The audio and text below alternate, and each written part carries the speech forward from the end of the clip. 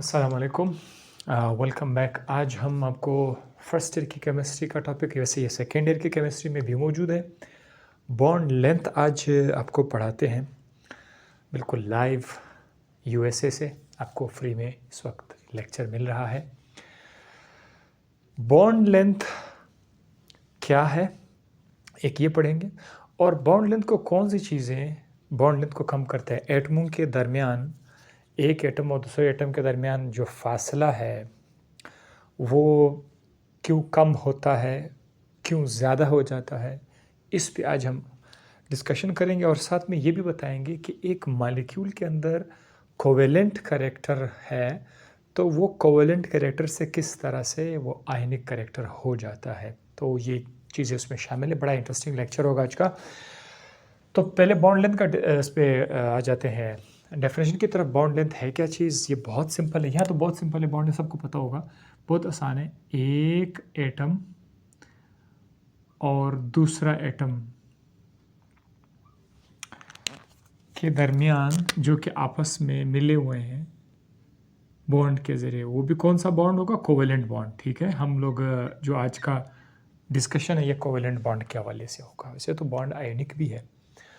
तो जो दो एटम्स कोवेलेंट बॉन्ड के थ्रू मिले हुए, कोवेलेंटली बॉन्डेड एटम्स होंगे, वहाँ पर उनके दरमियान जो फासला है न्यूक्लियाई के दरमियान।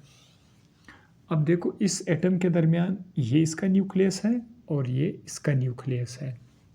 तो आप फासला यहाँ से भी ले सकते हैं, लेकिन ये वाला फासला नहीं, बल्कि ये जो न्यूक्लियस और न्यूक्लियस के दरमियान जो डिस्टेंस है ये आपका बॉन्ड लेंथ है।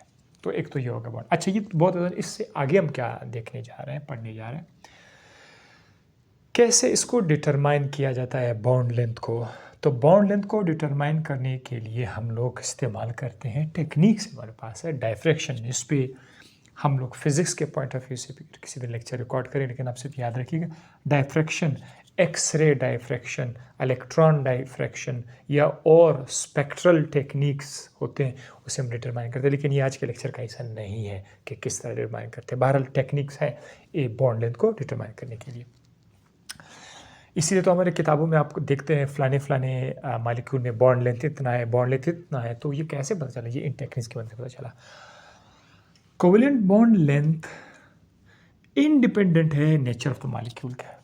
इसका क्या मतलब है, देखिए अक्सर जो एलिफेटिक मॉलिक्यूल्स होते हैं, एलिफेटिक कंपाउंड्स होते हैं, इसमें कार्बन कार्बन होते हैं सर, उसमें क्या है, carbon carbon carbon carbon carbon carbon, ऐसे ही बॉन्ड होगा ना। उन सब में बॉन्ड लेंथ 154 पिकोमीटर। अब पिकोमीटर क्या है, पिकोमीटर जो है ये यूनिट है। जिस तरह आप लेंथ के लिए मीटर इस्तेमाल करते हैं, फिर छोटा यूनिट सेंटीमीटर, उससे छोटा यूनिट मिलीमीटर, माइक्रोमीटर, तो उस माइक्रोमीटर से भी छोटा यूनिट है नैनोमीटर, नैनोमीटर से भी छोटा यूनिट है पिकोमीटर। बहुत स्मॉल डिस्टेंस है, बहुत बारीक। तो इतना छोटे डिस्टेंस के लिए हम लोग छोटे यूनिट इस्तेमाल करते हैं, तो पिकोमीटर ये इसका यूनिट 154 पिकोमीटर कार्बन कार्बन के दरमियान बॉन्ड लेंथ है। अब ये तो एक मॉलिक्यूल। अब आप डायमंड अगर आप ले लें, डायमंड के अंदर अगर आप चलो मैं जस्ट एक डायग्राम ऐसे आपके लिए, तो डायमंड के अंदर अगर आप देखिए, diamond, this is diamond. Diamond के अंदर भी अगर आप एक कार्बन और दूसरे कार्बन हो, तो बहुत सारे कार्बन है डायमंड के अंदर, लेकिन एक कार्बन और दूसरे कार्बन के दरमियान अगर आप उधर बॉन्ड को देखेंगे तो वो बॉन्ड भी 154 होगा। तो ये डायमंड एक मालिक्यूल है और एलिफेटिक जो कंपाउंड्स है वो दूसरे तरह के मालिक्यूल है। तो मालिक्यूल चाहे जो भी हो, उनके अंदर बॉन्ड लेंथ अक्सर कुछ एक्सेप्शन केसेस है, अक्सर ये बॉन्ड लेंथ जो है वो उस पर इफेक्ट नहीं करता, वो सेम रहता है, तो 154 ही रहता है। तो ये स्टेटमेंट है, कोवेलेंट बॉन्ड लेंथ इंडिपेंडेंट है नेचर ऑफ द मालिक्यूल के नेचर पर वो डिपेंड नहीं करता। यानी ऐसा नहीं है कि अगर डायमंड है तो उसमें कार्बन कार्बन का डिस्टेंस कुछ और होगा, और अगर वो एलिफेटिक कंपाउंड्स में डिस्टेंस कुछ और है, क्योंकि नेचर डिफरेंट है। तो ऐसा नहीं है, पहला पॉइंट क्लियर। दूसरा है additive in nature. Additive in nature का मतलब क्या है कि जो कोवेलेंट बॉन्ड लेंथ है, ये हम इस पॉइंट को समझाने के लिए मैं आपको एक बात बताता हूँ। जैसे कि सपोज़ करते हैं ये हमारे पास क्या है, कार्बन है, दिस इज़ कार्बन, ये कार्बन का रेडियस है। सपोज़ करते हैं कार्बन का रेडियस है, ये कार्बन का एटम है और कार्बन के एटम में न्यूक्लियस से लेकर इसके एटमोस्ट शेल तक जो फासला है ये 77 पिकोमीटर है, इसका रेडियस है। This is called what, radius. अब ये जो एटम है क्लोरीन का, इसका रेडियस क्या है, इसके न्यूक्लियस के बिल्कुल सेंटर से लेकर आखिर इसका आखिरी शेल तक जो फासला है 99 पिकोमीटर है। अब हम क्या करते हैं, अगर इस तरह अगर हम देखें, एक कार्बन का रेडियस 77 है, तो अगर मैं एक कार्बन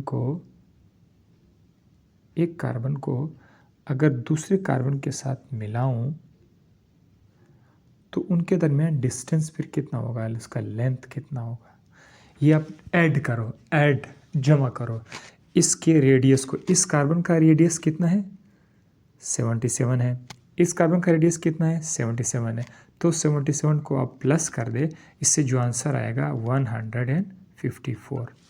ये ऐसा बनता है, यानी जो बॉन्ड लेंथ होता है वो एडिटिव होता है। आप उनके रेडियस को, कार्बन के एटमों को के रेडियस को आप प्लस करें तो उसे आ जाएगा, राइट। तो ये आपको अच्छा। अब क्लोरीन का क्या है, क्लोरीन का है 99 पिकोमीटर।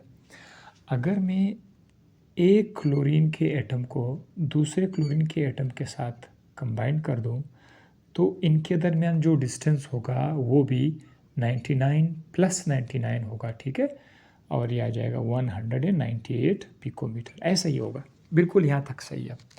कन्फ्यूजन क्या है, अब काम की बात बताता हूँ। ये वाला फार्मूला हर जगह पे नहीं चलता, ये जो एडिटिव इन नेचर है, इस बाज मॉलिक्यूल के अंदर ये एडिशन वाली बात थोड़ा सा डेविएट कर लेता है, रास्ते से अलग हो जाता है, यानी जो हम सोचते हैं वैसा नहीं होता। वो कैसे, अगर आपको सिलिकॉन का रेडियस बताया जाए तो ये है 117 पिकोमीटर, 117 पिकोमीटर, ये सिलिकॉन का है। सिलिकॉन भी एक एलिमेंट है। और फ्लोरीन का कितना है, 64 पिकोमीटर, फ्लोरीन का रेडियस है। तो एक स्टूडेंट जब सिलिकॉन को मिला ले फ्लोरीन के साथ, सिलिकॉन फ्लोराइड, तो वो ये समझेगी कि बॉन्ड लेंथ जो अब आएगा वो 117 और 64 का प्लस होगा। तो 117 और 64 का जो प्लस है वो 181 बन जाता है, ठीक है। तो हम एक्सपेक्ट ये करेंगे, यही हम उम्मीद रखेंगे कि सिलिकॉन फ्लोराइड में डिस्टेंस 181 पिकोमीटर होगा। लेकिन जब आप टेक्निक से, रियलिटी में तजर्बा करके उसका बॉन्ड लेंथ फाइंड करोगे तो वो मशीन आपको बॉन्ड लेंथ कुछ इस तरह बताएगा, 154 से लेकर 159 पिकोमीटर बताएगा। ये बात क्या वजह है कि इस मॉलिक्यूल के केस में रिज़ल्ट हमारे उम्मीद के मुताबिक नहीं हुआ, कुछ और तरह हुआ। जिसकी इंग्लिश में इसके डेविएट हुआ, रिज़ल्ट जो होना था उससे डेविएट हुआ। ये आना चाहिए था, पर ये डेविएशन क्यों आया? ये डेविएशन इसीलिए आया क्योंकि इस मॉलिक्यूल के अंदर कोवेलेंट कैरेक्टर तो है, लेकिन इस मॉलिक्यूल के अंदर आयोनिक कैरेक्टर का बैलेंस ज़्यादा है। मतलब आयोनिक कैरेक्टर इसमें आ चुका है। अब आयोनिक कैरेक्टर क्यों आ चुका है, बाकी में आयोनिक कैरेक्टर क्यों नहीं था? अगर था तो उधर बहुत कम था, बाकी मॉलिक्यूल में आयोनिक कैरेक्टर बहुत कम था, वो डेविएट नहीं कर रहा था। इसके अंदर फिर ये क्यों आया, इसके अंदर क्यों इतना ज़्यादा आयोनिक कैरेक्टर आया, क्यों इतना डेविएशन की? उसकी वजह इलेक्ट्रोनेगेटिविटी डिफरेंस है। आपको पता है हर एलिमेंट का अपना एक इलेक्ट्रोनेगेटिविटी होती है। मैं अगर आपको बताऊं फ्लोरीन की इलेक्ट्रोनेगेटिविटी, इलेक्ट्रॉन को अपनी तरफ खींचने की सलाहियत, अगर फ्लोरीन को देखा जाए तो फ्लोरीन की इलेक्ट्रोनेगेटिविटी 4 है, बहुत ज़्यादा है, बहुत बदमाश है ये। सिलिकॉन की इलेक्ट्रोनेगेटिविटी अगर इसके मुकाबले में देखा जाए बहुत कम है, बहुत कम है। मैं आपको सपोज़ करके बताता हूँ, सपोज़ कि वैल्यू फिक्स नहीं है, सपोज़ करके बताता हूँ। अगर मैं इसको 1 ले लूँ, सपोज़ करके, ये वैल्यू इसकी अपनी ओरिजिनल वैल्यू नहीं है, मैं जस्ट आपको बताने के लिए, तो 4 और 1 का जो माइनस आप करेंगे तो वो कितना बनेगा, वो 3 बनेगा। अगर इसको मैं 2 कर दूँ तो 4 और 2 माइनस करेगा तो 2 बनेगा। ये जो जवाब है ये इसको होता है इलेक्ट्रोनेगेटिविटी डिफरेंस। तो सिलिकॉन और फ्लोरीन के दरमियान इलेक्ट्रोनेगेटिविटी डिफरेंस काफ़ी ज़्यादा है, जिसकी वजह से इस मॉलिक्यूल के अंदर आयोनिक करैक्टर आ जाता है, और आयोनिक करैक्टर की वजह से इसका बॉन्ड लेंथ उम्मीद से ज़्यादा छोटा हो जाता है, यानी जितना हमने एक्सपेक्ट किया था उससे कम आ जाता है। तो ये जो सपोज़ आप ये उम्मीद कर रहे थे कि इसके दरमियान बॉन्ड लेंथ इतना था, लेकिन आया इतना छोटा सा, बॉन्ड लेंथ छोटा हो गया। ये जो छोटा बॉन्ड लेंथ है ये आयोनिक करैक्टर की निशानी है। आयोनिक करैक्टर में उनका बॉन्ड लेंथ काफ़ी ज़्यादा छोटा होगा। सो ये था कि किस तरह से एक मॉलिक्यूल के अंदर कोवेलेंट करैक्टर जो है वो आयोनिक करैक्टर में शिफ्ट हो जाता है, वो ये रीज़न है। ठीक है, उसमें अट्रैक्शन बहुत ज़्यादा हो जाती है, बहुत ज़्यादा अट्रैक्शन हो जाती है तो ज़्यादा क्लोज आ जाते हैं। तो ये था एक बड़ा प्यारा सा वो स्टेटमेंट। अब ये कुछ मैंने यहाँ पे लिखा हुआ है, आप लोग इससे नोट कर सकते हैं।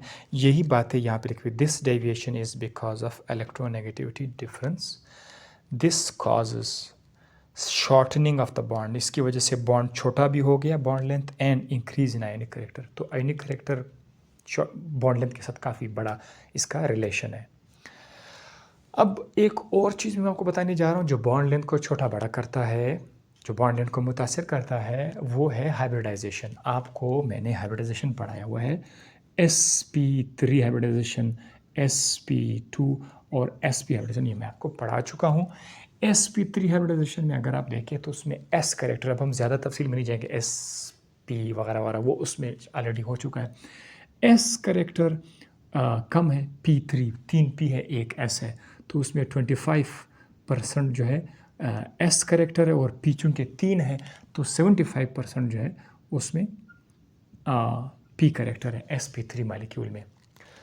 और sp में अगर देखा जाए, sp में एक s ऑर्बिटल, एक s करैक्टर है और एक p है, तो इसका मतलब ये है कि इसमें 50% s करैक्टर है और 50% p करैक्टर है। sp3 के मुकाबले में अगर sp को देखा जाए तो sp3 में s करैक्टर 25% है, लेकिन sp में s करैक्टर 50% है। अब ये भी मॉलिक्यूल है और ये भी मॉलिक्यूल है। इस मॉलिक्यूल में बॉन्ड लेंथ बड़ा होगा क्योंकि इसमें s करैक्टर कम है, लेकिन इस मॉलिक्यूल में बॉन्ड लेंथ कम होगा क्योंकि उसमें s करैक्टर ज़्यादा है। तो s करैक्टर ज़्यादा करने से बॉन्ड लेंथ कम हो जाता है, राइट। यही वजह है कि कार्बन और कार्बन के दरमियान जब सिंगल बॉन्ड होगा तो 154 डिस्टेंस होगा, ये sp3 हाइब्रिडाइज कार्बन है। और जब आप यहाँ पर आ जाओगे तो ये sp2 हाइब्रिडाइज कार्बन है और ये sp हाइब्रिडाइज कार्बन है। उसमें कार्बन और कार्बन के दरमियान डिस्टेंस देखो, ये भी कार्बन कार्बन 120 पिकोमीटर है sp में। वजह क्या है, ये डिस्टेंस कम हो रहा है बिकॉज इसमें s करैक्टर ज़्यादा हो रहा है। ज़्यादा s करैक्टर बॉन्ड लेंथ को कम करता है, ठीक है। सो ये भी आपके माइंड में एक आइडिया आ गया, ठीक। अब प्रेडिक्टेबल में अगर आप देखें, फाइनली प्रेडिक्टेबल में अगर आप देखें, प्रेडिक्टेबल में आप देखिए कुछ ग्रुप्स हैं ऊपर से नीचे जब आप आ रहे होंगे, ठीक है। ये ग्रुप्स हैं, ये ग्रुप है, और आप जब लेफ़्ट से राइट जाएंगे तो ये आपका पीरियड है। अब प्रेडिक्टेबल के हिसाब से भी हम लोग एक्सक्यूज मी थोड़ा सा चेक करते हैं कि प्रेडिक्टेबल बॉन्ड लेंथ के साथ क्या करता है। तो कीप इन माइंड, जब आप ग्रुप में होंगे ना, तो ग्रुप में अगर पहला एलिमेंट आप देख रहे हैं उसका ये साइज़ है एटम का, तो उसके बाद जो होगा उसका साइज़ थोड़ा बड़ा होगा, उसके बाद जो होगा उसका साइज़ उससे भी बड़ा होगा, उसके बाद नीचे आओगे तो उसका साइज़ और भी बड़ा होगा। तो ग्रुप में ये सेकेंड ईयर का टॉपिक है, इसी में हम पढ़ चुके हैं, इस पर मैं काफ़ी वीडियो लेक्चर कर चुका हूँ। ग्रुप में ऊपर से नीचे एटम का साइज़ बड़ा हो जाता है, तो याद रखिएगा। छोटा एटम जब मिलेगा तो उसका डिस्टेंस कम होगा, लेस बॉन्ड लेंथ। जब बड़ा एटम होगा, एटम जब उसका साइज़ बड़ा हो जाएगा तो फिर लेंथ भी बढ़ जाएगा। ये अपने पॉइंट याद रखना है। ग्रुप वाइज शुरू में जो एटम आपको मिलेंगे, अगर उनका बॉन्ड लेंथ देखा जाए वो छोटा होगा बनिस्बते नीचे वाले का, तो ऊपर से नीचे बॉन्ड लेंथ बढ़ जाता है। बॉन्ड लेंथ मैं इधर लिख सकता हूँ, bond length increase from top to bottom. ठीक है, इसका एक मिसाल मैं आपको ये भी बता सकता हूँ कि सपोज़ करते हैं यहाँ पर कार्बन है, या सपोज़ यहाँ पर कार्बन है और यहाँ पर सिलिकॉन है। सपोज़ करते हैं, फ़र्ज़ करते हैं, अगर मैं कार्बन और कार्बन के दरमियान बॉन्ड देखूं और फिर सिलिकॉन और सिलिकॉन के दरमियान बॉन्ड देखूं, तो आप मुझे वैल्यूज़ नहीं बताओ, खाली अंदाज़ा बताओ, कार्बन और कार्बन के दरमियान बॉन्ड लेंथ ज़्यादा होगा या सिलिकॉन और सिलिकॉन के दरमियान? कार्बन का जो साइज़ है सिलिकॉन के मुकाबले में वो छोटा होगा, तो इसका मतलब ये है कि ये जो कार्बन और कार्बन का बॉन्ड लेंथ है ये छोटा होगा बनिस्बत सिलिकॉन का। सिलिकॉन से बॉन्ड लेंथ उसका बड़ा होगा। ये आपको इस तरह बताना था। इसी तरह अगर आप उसमें आके देख लें, नाइट्रोजन के बाद फिर क्या है, फास्फोरस है, नीचे फास्फोरस है। नाइट्रोजन का साइज़ छोटा होगा, फास्फोरस का साइज़ नाइट्रोजन से बड़ा होगा। तो अगर आप नाइट्रोजन को नाइट्रोजन के साथ मिलाओगे, नाइट्रोजन के साथ मिलाओगे तो उसका डिस्टेंस बॉन्ड लेंथ कम होगा और फास्फोरस का बॉन्ड लेंथ ज़्यादा होगा। ठीक है, ये आपके पास आइडिया आ रही। अब अलॉन्ग द पीरियड बिल्कुल इसका उल्टा है। अलॉन्ग द पीरियड फिर ये है कि जब आप अलॉन्ग द पीरियड जाओगे उसमें यह है कि उसमें फिर साइज़ अलॉन्ग द पीरियड छोटे हो जाते हैं। ठीक है, वो फिर इस तरह से आइडिया आप माइंड में बना लें कि शुरू में जो एटम होगा उसका साइज़ बड़ा होगा, फिर साइज़ छोटा और भी छोटा और भी छोटा हो जाता है। यहाँ पर एक लफ्ज़ हम यूज़ करते हैं, nuclear charge. Nuclear charge, nuclear charge का मतलब ये है कि एक एटम के अंदर दरमियान में जो न्यूक्लियस है, दरमियान में जो प्रोटॉन्स है, वो प्रोटॉन्स का के ऊपर प्लस का चार्ज है, और ये जो चार्ज इसको बोलते हैं nuclear charge, proton nuclear charge. और आसपास क्या है, इलेक्ट्रॉन है, तो इलेक्ट्रॉन पर माइनस का चार्ज है। न्यूक्लियस इलेक्ट्रॉन को अपनी तरफ खींचता रहता है। अगर यहाँ पर न्यूक्लियर चार्ज ज़्यादा हो जाए, प्रोटॉन ज़्यादा हो जाए, तो फिर ये इलेक्ट्रॉन को ज़्यादा अपनी तरफ खींच लेगा। इलेक्ट्रॉन ज़्यादा करीब आएगा तो एटम का साइज़ छोटा हो जाएगा, एटम का साइज़ छोटा हो जाएगा। पीरियड में लेफ्ट से राइट न्यूक्लियर चार्ज बढ़ जाता है।